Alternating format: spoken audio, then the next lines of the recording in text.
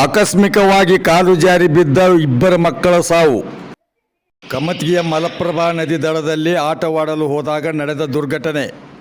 ಮುಂಜಾನೆ ಕಾರ್ಯಾಚರಣೆ ಮಾಡಿ ಮೃತ ಮಕ್ಕಳ ಶವ ತೆಗೆದ ಅಗ್ನಿಶಾಮಕ ದಳ. ಕರುಳು ಕಿತ್ತು ಬರುವಂತಿದೆ ಪೋಷಕರ ಆಕ್ರಂದನ.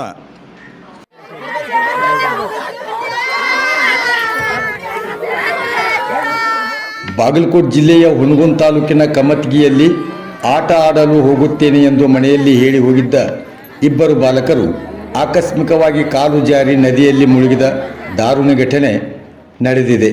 ಮೃತರನ್ನು ಕಮತ್ಗಿಯ 12 ವರ್ಷದ ರಾಜು ಭೀಮಪ್ಪ ಮಡಿಕೇರಿ ಹಾಗೂ ಬಾಗಲಕೋಟೆ ತಾಲೂಕಿನ ಹೊನ್ನಕಟ್ಟಿ ಗ್ರಾಮದ 14 ವರ್ಷದ ಹುಚ್ಚೇಶ್ ಕೆಲುಡೆಪ್ಪ ಗೌಡರ್ ಎಂದು ತಿಳಿದು ಬಂದಿದೆ.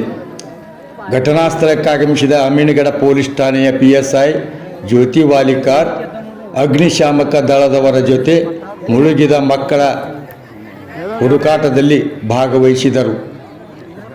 ಇಂದು ಮುಂಜಾನೆ ಅಗ್ನಿಶಾಮಕ ಸಿಬ್ಬಂದಿಗಳು ನದಿಯಲ್ಲಿ ಕಾರ್ಯಾಚರಣೆ ನಡೆಸಿ ಮೃತ ಬಾಲಕರನ್ನು ಹೊರತೆಗೆದಿದ್ದಾರೆ.